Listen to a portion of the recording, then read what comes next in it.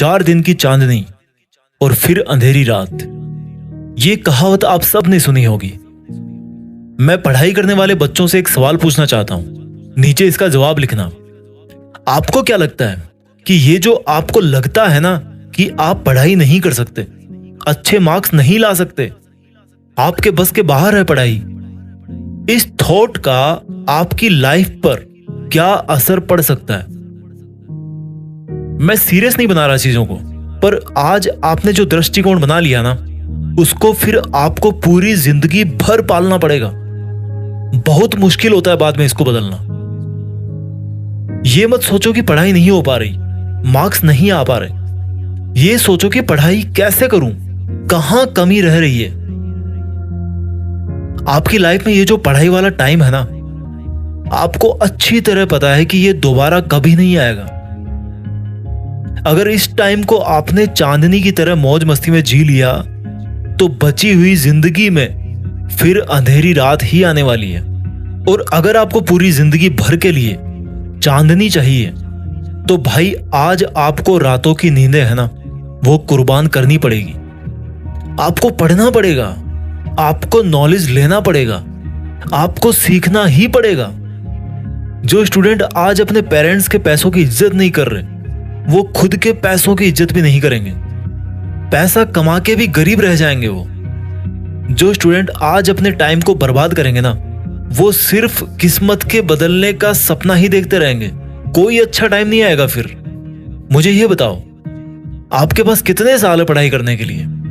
अगर आज आप 12th क्लास में हो तो 5-6 साल, मैक्सिमम 5 और 6 इयर्स में आपकी मास्टर्स की डिग्री कंप्लीट हो जाएगी। Depends upon your subject. उसके बाद कितना टाइम और आपके पास पढ़ने के लिए? 3-4 साल, मैक्सिमम 5 साल। फिर तो नहीं भी कुछ कर पाए तो आपकी मजबूरी जो है ना, वो आपको कहीं पर तो जॉब पकड़वाई देगी। ये जो आज का आपका टाइम है, इस बात को समझना जो मैं कहने वाला हूं। ये जो आपका आज का जो टाइम है, अपनी स्किल्स बढ़ाने का जो इतना सारा टाइम है ना, वो आपको अपने मरते दम तक दोबारा कभी नहीं मिलने वाला। इस बात की गहराई को समझो। अभी जो आपकी स्टूडेंट लाइफ चल रही है ना, कोई फर्क नहीं पड़ता आपके पास अच्छा मोबाइल नहीं है, बाइक नहीं है, गर्लफ्रेंड नहीं है, बॉयफ्रेंड नहीं है, कोई फर्क नहीं पड़ता इससे। It's totally okay.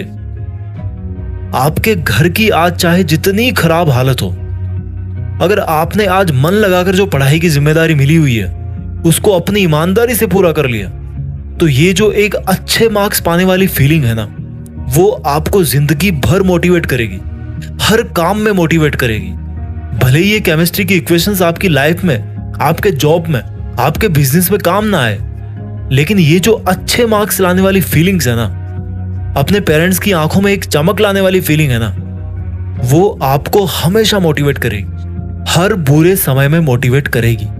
आपकी एक सेंस ऑफ रिस्पॉन्सिबिलिटी बढ़ेगी इससे, कि जैसे मेरे पापा अपनी मेहनत कर रहे हैं, मेरी मम्मी अपनी मेहनत कर रही है, सर्दी गर्मी बरसात एक रोबोट की तरह ब्रेकफास्ट लंच डिनर बनाते जा रही है, उसी तरह से मैं भी अपनी मेहनत करूं। और पता है, आप इस तरह से पढ़ोगे तो क्या होगा, आपकी अभी से ही मेहनत करने की आदत पड़ेगी। ये आदत नहीं छोड़नी है आपको मेहनत करने की। ये अंधेरी रातें हैं, ये ज्यादा दिन नहीं टिकने वाली, ये निकल जाएगी।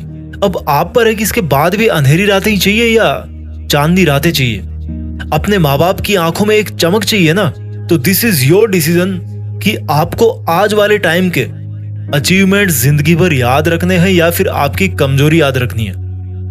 कई स्टूडेंट्स ब्लेम करते हैं कि मैं फोकस नहीं कर पाता हूं। मुझे ये बताओ, चलो मान लो आप 50% ही फोकस कर पा रहे हो, लेकिन आप टाइम कितना दे रहे हो?